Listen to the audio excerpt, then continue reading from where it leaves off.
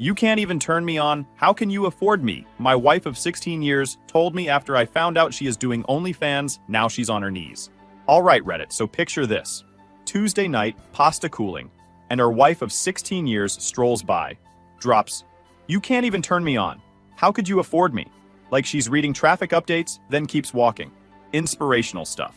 3 days later, your feed serves a faceless, adults-only creator starring Your Kitchen's Nicked Quartz and her ankle star. Apparently our backsplash has a side hustle. Well, here's what I did. I didn't do monologues, I did spreadsheets. I built a quiet little file, throwaway account, a few timestamps, clean screenshots, bank crumbs, kept it PG, kept it legal. Jotted a date where it mattered, because chain of custody isn't just TV noise. The "he made me do it" script ran into a kitchen that looked a little too familiar, and a detail that doesn't lie. After that, pens moved, papers got signed, and a lobby scene wrapped itself in under 5 minutes. If you're here for rants, the wrong aisle. If you prefer receipts, keep scrolling. I-40 male, an operations manager for a contractor. I like lists and torque specs and anything with a clear manual. My wife, let's call her Erin, 44 female, was a hygienist who switched to online coaching during 2020. Her family is the Sunday mornings, no swearing at the table. Don't even think about tattoos, kind of conservative. Her dad once returned a shirt I bought him because the brand name sounded worldly. You get the picture. I run on routines and torque specs. When feelings don't compute, I default to maintenance, measurements, and quietly watching patterns. The last year of our marriage felt like someone unplugged the warmth and forgot to plug it back in. Phone face down. New workouts that required her to be gone during dinner. Lingerie that didn't match anything in our routine. I found a ring light in the garage with a receipt. Said it was for Zoom coaching. New nails, new lashes, girls' nights that arrived like scheduled maintenance. We didn't fight. Fighting requires heat. We were room temperature. Room temperature is where food spoils slowly. Marriages too. If nobody admits fridge is unplugged and the light's a lie. Tuesday night, pasta cooling on the stove. She was halfway to the door with her gym bag. I kept my voice level and tried one more time. Me. You coming to dinner or should I wrap yours? Erin. Can't. Class starts at 7. Me. Third class this week. New program? Erin. Consistency builds results. Me. Found a ring light in the garage. You starting a talk show? Erin. Zoom coaching. Lighting matters. Me. For meal plans or mascara? Because the lashes look expensive. Erin. Presentation is part of coaching. Me. And the lingerie that showed up with it? Erin. Retail therapy? Don't make it a thing. Me. Phone's been face down for a month. Erin. Notifications are distracting. Me. So is guessing. Do I need to worry? Erin. No. Eat before it gets cold. If a conversation feels like bumper bowling, it's because someone set the rails and expects you thank them for safety. I started noticing smaller things. The way she kept a towel over the bathroom mirror sometimes. The new habit of locking the bedroom door to change, which is funny after 16 years of seeing each other sick, exhausted, happy, annoyed, and everything else. She started wearing a thin silver chain with a lock charm. Not my style. Not her style. Not any style I could afford that came with respect. On May 14th, 2024, I stayed home sick from work. Not pandemic-level sick, just lazy sick with a headache and a need to sit in silence. Erin left for Pilates. I was drifting in and out, scrolling with the attention span of a squirrel. That's when I saw it. The platform isn't secret. It's the one people whisper about in HR trainings. I wasn't on it. I wasn't even curious. But a link on a forum led to a free profile that led to recommendations that led to a faceless creator called Silversock. The name meant nothing. The content was PG-13 unless you paid carefully cropped, clever lighting. I shouldn't have clicked. But the pictures were taken in a kitchen with a gray subway tile backsplash and a black quartz counter with a nicked corner. Ours looks like that. A lot of kitchens look like that. I scrolled. There's a mole on the left hip in one shot. Not a big one.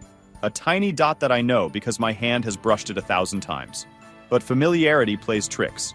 Bodies repeat patterns. It didn't have to be her. Then I saw the ankle. Inside left. A 5-point star. Thin lines.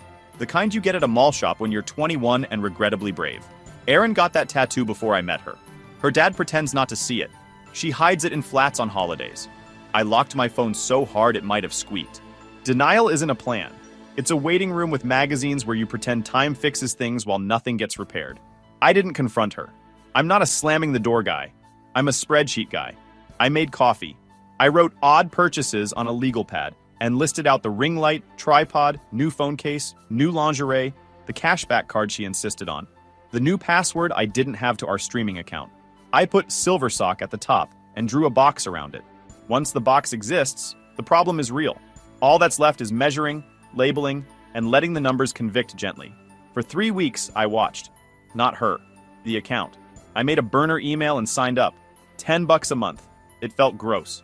It felt necessary. The grid matched. The counter nick. The backsplash. The white ceramic bowl with the chip on the rim.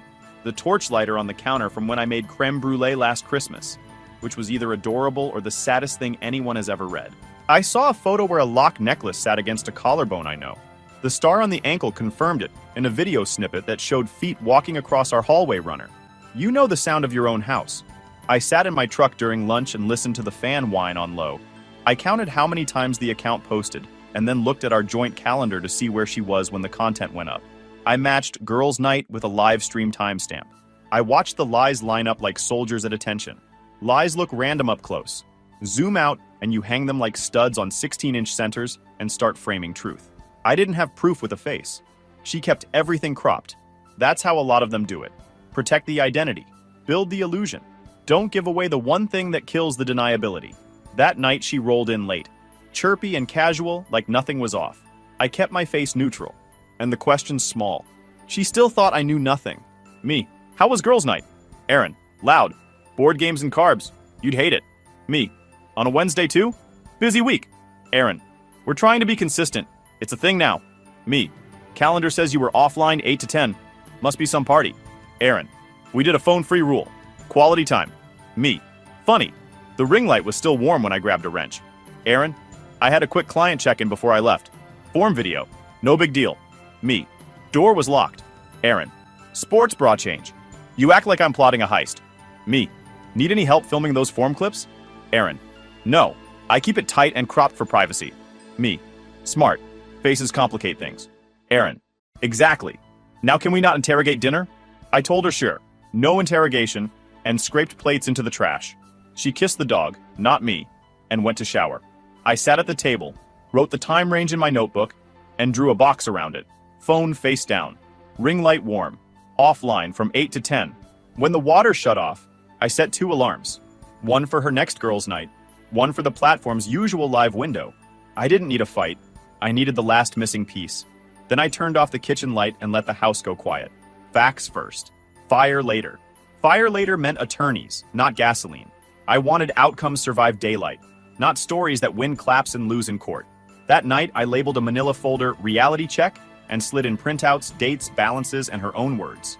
No speeches, just paper, ink, and a plan that survives daylight. On June 2nd, I took a weirdly calm walk and decided to do this in order. I made a folder on my computer called May Receipts. I dropped screenshots in it. Dates, times, context. I printed our shared Amazon order history and highlighted the ring light and the handheld stabilizer. Aaron and I share an Amazon account because marriage is basically 2 people giving one corporation a unified target. I checked the bank. She had an individual card I never asked about. The balance was at $7,200. Minimum payments. Interest that laughs at you. People say trust gut. I prefer trusting ink, timestamps, and items that print when a judge asks who did what. We ate dinner like co-workers who got stuck at the same high-top table by the host. She talked about her sister's new puppy. I nodded. I said the deck needs sealing. She nodded. Sometimes the silence in a house is heavy enough to bend the floor. The first exposure wasn't me. That's important. On June 9th, I pulled the pin myself. I spun up a clean burner with a stock photo avatar and emailed her sister a concerned heads up, attaching 2 non-explicit screenshots, the ankle star and our very specific backsplash with the nicked quartz. I wrote, might be nothing, but this faceless account looks like someone you know. 5 minutes later, the sister dropped it into the family group chat and called Aaron while I was sitting next to her on the couch. Aaron stood up, walked to the bedroom, and closed the door. My phone lit up with 4 texts in a row from my mother-in-law, who has never texted me that fast in her life. Do you know about this? Is this a joke? Do you know what Aaron is doing? Please call me. I sat there, feeling like a firefighter watching a shed go up while holding a glass of water. When Erin came back, her face was the color of printer paper that jammed and got yanked out too hard. She asked me if I'd seen the messages. I said yes. She said, I need you to back me up. That sentence has two entirely different meanings. She meant it the way a PR firm means it, not the way a spouse does. Her family FaceTimed from 3 different houses like a tribunal. Erin put it on speaker with the camera down. She led with a cry, not pretending, real. Scared, caught, cornered. And then she spun it. She said I had pushed her into online modeling because I was depressed and couldn't be intimate and needed validation from seeing her desired by others. She said I'd suggested the platform. She said I had begged for it. She said she didn't show her face because she was ashamed, and that I posted too much, and that I pressured her to keep going. She said she was sorry. She said I never wanted this. She whispered it like a line from a movie where the music swells. Erin. He told me doing online modeling would make him more attracted to me. Said seeing other men want me would flip a switch. Mother-in-law, dear God. Erin. And the money. He said we could use the extra cash to get ahead on bills. He wanted me to do it for that. Me. That's a lie. I never asked for this. Never hinted at it. Never suggested it'd fix anything or make us money. Check our texts and bank records. There's nothing. Father-in-law. Sounds convenient now. Erin. He kept saying it'd make things exciting and help us financially. I said no. He wore me down. Me. Show one message where I said any of that? 1. I'll sign a release to pull every chat, every email. Brother-in-law. Then why the equipment in your garage? Me. Her orders, her accounts, her passwords. I didn't even know until last week. Mother-in-law. We know our daughter. Me. You know the version that doesn't blame you. When you're ready to look at evidence, I'll bring it. Until then, stop saying I wanted this for attraction or money. I didn't. I hung up because I'm not auditioning for the role of villain in someone else's story without a script. I watched her cycle through tones like she was scrolling presets. I panicked. I didn't mean it. We have to get ahead of this. It's not that much money. It's temporary. People do it. People also get consequences, I said. You aimed yours at me. You're going to regret that part. She squared up, chin high. Please. You've been broke for months. I'm the one keeping this house from collapsing. I can afford myself without you. Congrats on the self-sponsorship, I said. Pack a bag. Her laugh was small and mean. You're kicking me out? You can't afford the power bill and you think you're the sheriff? I'm the guy you lied about, I said, steady. You told your family I forced you. That ends tonight. You're leaving now. Go to Kelly's. Tomorrow the lawyers handle the rest. She crossed her arms. This is all your fault. If you weren't so dull and broke, I wouldn't have had to do any of it. You didn't have to do any of it, I said. You chose it, and you chose to drag my name with it. That's the part you'll regret. She tried a soft pivot. We can fix this if you just back me up. I'm done backing lies, I said, pointing at her gym bag. Essentials only. 15 minutes. If you want a police standby to grab more later, I'll schedule it. You're off my cards, off my insurance, and off the guest list. You're unbelievable. Finally, I said. We agree on something. She muttered about men who can't provide, as she stuffed clothes into the bag. When she hit the doorway, she turned for one last swing. You don't even turn me on. Why would I stay? You won't, I said. That's the point. I held the door. She walked through it. I set the deadbolt with a click that sounded a lot like closure. If this was just infidelity by subscription, I'd be writing a different post. But the accusation changed the game. I didn't coax her into anything. I didn't even know the account existed.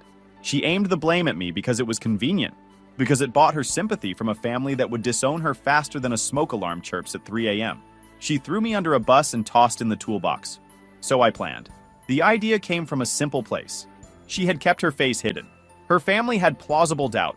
I needed undeniable proof that didn't break the law and didn't distribute explicit content. No revenge porn, no physical threats, no scorched earth that hits bystanders, just truth with timestamps. On June 12th, I made a second burner.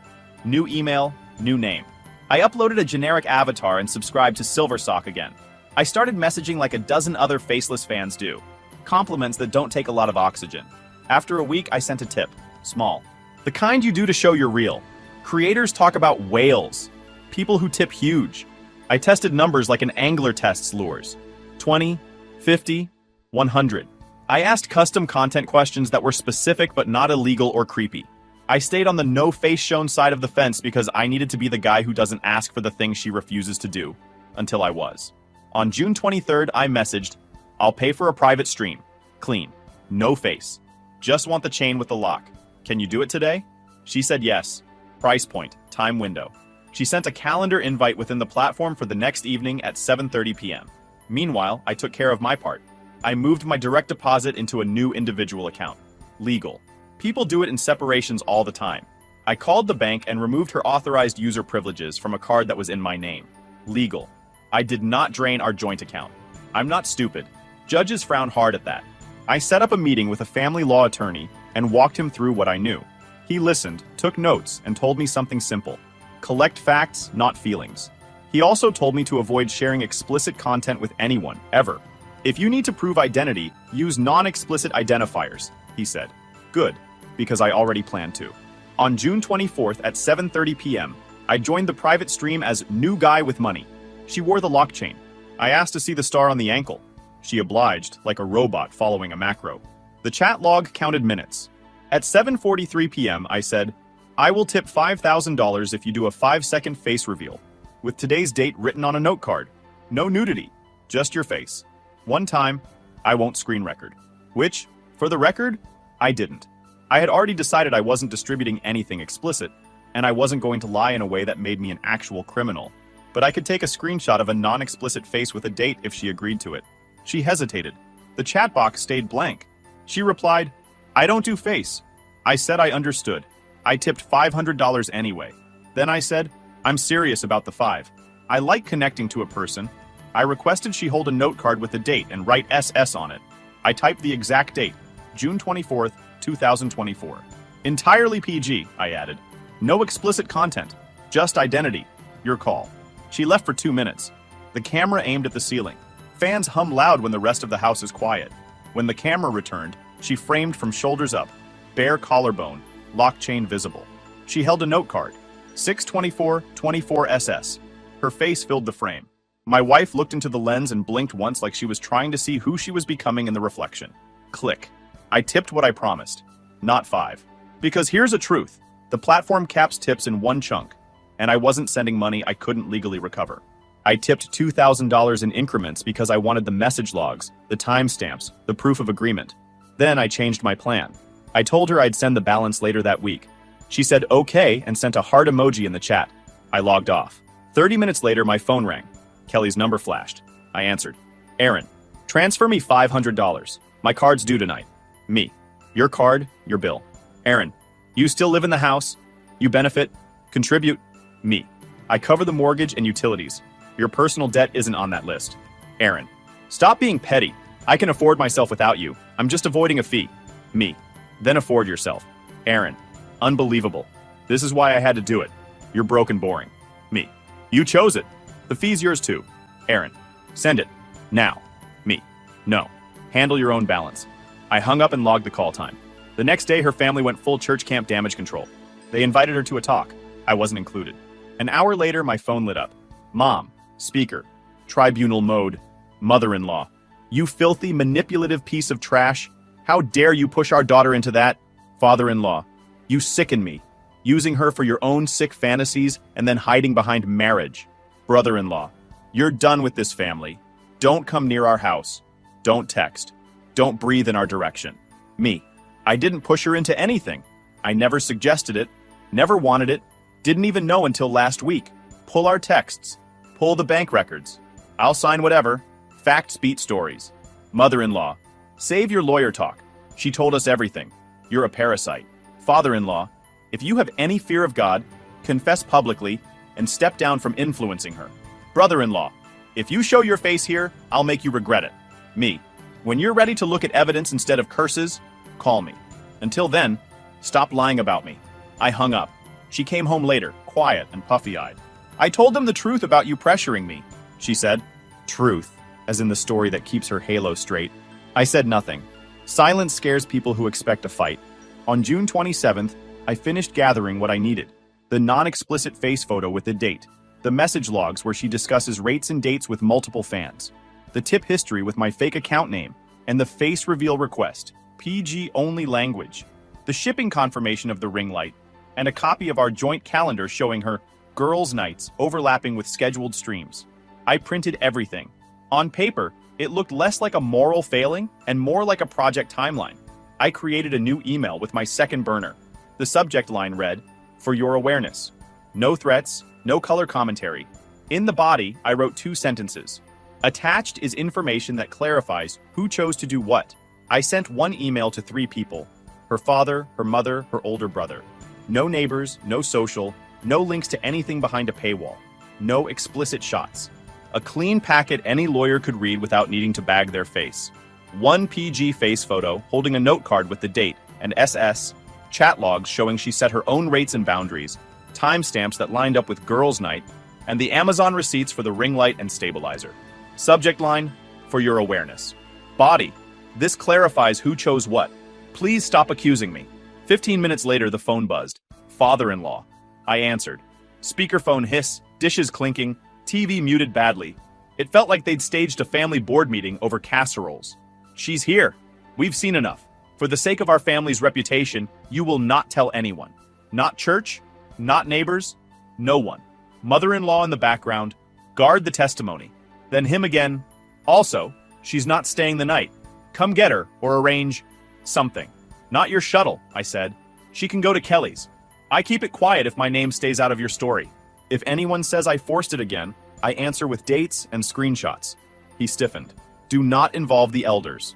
We will handle this. Keep my name out of your script, I said, and you won't hear from me. Call ended. I logged the time. The packet did what it was built to do. Shut mouths and create distance. Scene. The doorstep.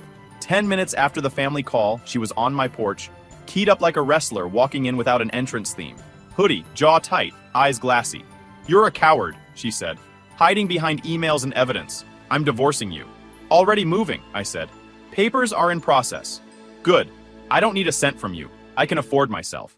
Then stop calling me for money. You ruined everything. You did, I said. I stopped carrying it. She stared past me into the house like she was expecting a montage. Nothing in there moved. No soft background music. Just the dog asleep in my toolbox where I left it. She shifted tactics. You'll regret this. Doubt it, I said. Go to Kelly's. She flinched, then ripped off the parting line. You never turned me on anyway. Doors that way, I said. She left. I set the deadbolt. Logged the time again. Scene, logistics with the tribunal phone rang again.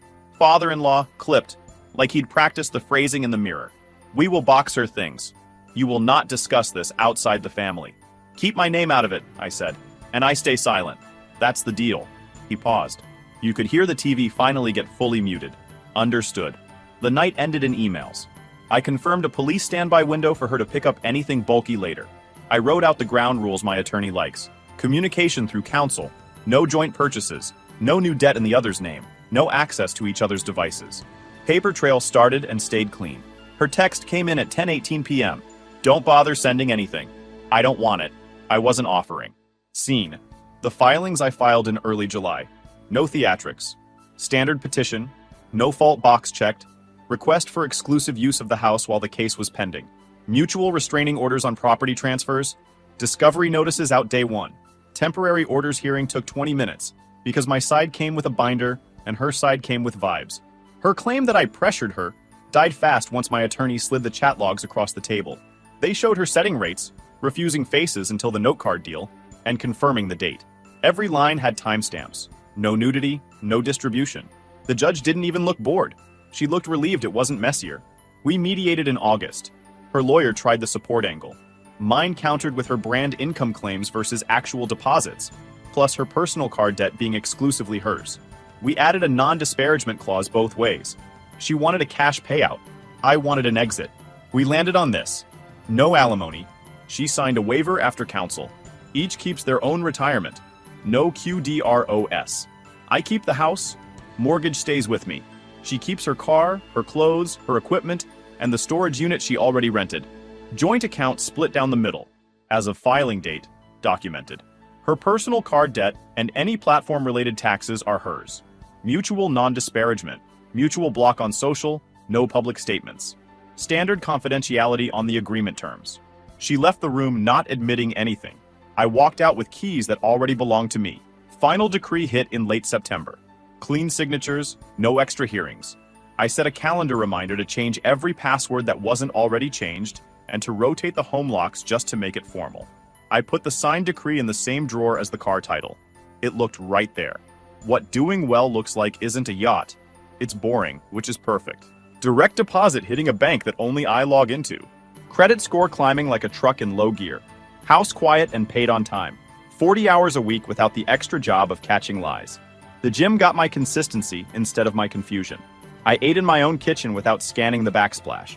I went to sleep without planning evidence trees in my head. Peace isn't fireworks. It's paychecks, quiet rooms, and locks that click while you finish dinner without auditing the backsplash again. The dog seemed happier. Or maybe I just noticed the dog again. I sold the ring light and stabilizer in a weekend bundle. Cash went to a prepayment on the truck. Petty? Maybe. Productive? Absolutely. Friends eventually asked what happened. I gave them the short version. Married, secrets, divorce, done. Good people don't need the extended cut. Bad people aren't getting it. Dusk, hoodie up, eyes glassy. Phone clutched like a lifeline that stopped ringing. She looked smaller. Not gym small. Tired small. No one's paying, she said. Subs dropped. They bailed. I can't make rent. Please. Fans don't cover rent, I said. Just for a month. I'm asking for help. You said you could afford yourself. Do that. Since you like labels, coward, broke, boring, ad, unavailable. Lawyers only. Her mouth opened, closed, opened again. No script left. No tribunal in her pocket. Just quiet. Door shut. Done. She texted twice after that. We can be civil. Then, I miss the dog. I forwarded both to my attorney and counted it as handled. 3 months post-decree, I wasn't thinking about her. Payroll closed on time. A supplier finally fixed their backorder. Boring wins. I was walking through the lobby with a coffee when reception looked past me like a storm was coming in through the sliding doors. Worn sneakers, mascara smudged, eyes on the floor, phone white-knuckled. Erin. She made a beeline and started talking before physics said she should be within range. They left. All of them. I can't make rent. Please. I didn't break stride. Security, I said to the desk, pointing at the floor. Record starts now. She planted herself in front of me. Just a month. I'll pay it back. Volume creeping up. People in the chairs pretended to read emails they weren't reading. I don't know you, I said to the receptionist, never making eye contact with Erin. Stranger is causing a disturbance. That took the air out of her for half a second. Then she doubled down, voice carrying. You're a coward. Hiding behind emails and evidence? You ruined my life. I took out my phone and opened the stopwatch. Not for drama, for the incident report. You said you could afford yourself, I said. Do that. She went from loud to pleading in one step like a bad gear change. Please. I'm asking for help. 2 guards came around the corner. The older one recognized me from a broken elevator week. Problem? I gestured without looking away from the stopwatch. No idea who she is. She followed me in from the lot. I need her off company property. Erin blinked, then did the thing I wouldn't have predicted even after the last year. She dropped to her knees. Palms up, voice cracking. Please. 1 month. The lobby went silent except for the printer. A vendor rep stared at the ceiling like it had sports scores. Stand up, I said. You're embarrassing yourself. She stayed down. I can't go back to Kelly's. She's done. I have nowhere. Attention isn't a retirement plan. I kept my hands at my sides. Final time, leave. Any contact goes through counsel. She looked around, clocked the audience, and reached for humiliation as a tactic. He made me do it, she said to the room. He told me to model. He made me. I didn't look at her. I looked at the guard. You hear that? False claims in a workplace. Here's my response. I spoke slow enough for the lobby camera's microphone. If she says one more false thing in public, I send a packet to HR, building management, and opposing counsel. Non-explicit. Time-stamped. If security needs context, they get it too. She tried one more swing. I'll tell everyone what you like. Go ahead, I said. Then I hand HR the agreement, the decree, and the chat logs that say the opposite. Last warning. The older guard stepped in front of her. Ma'am, you can leave on your own or we can walk you out. You're trespassing. She looked up at me from the floor. No script left. No tribunal. No allies. Just walls and 2 guards. She stood like a marionette with tangled strings. I kept my voice flat and quiet. If you show up here again, I file for a restraining order the same day. If you talk to me outside counsel, same result. If you cause another scene, HR gets the packet with the platform name, rate screens, and the date card photo. You wanted anonymity. Earn it by staying away. She swallowed. Tried to summon something dignified. Failed. You can't do this. I'm doing it. The guards walked her out. She looked back once, then realized there was nothing back here for her, and kept moving. Stopwatch stopped at 4:28. I emailed that number to security with the subject line, Incident Unknown Visitor. The attached description read, Unidentified woman attempted to solicit funds. Claimed prior relationship. Removed by security without incident.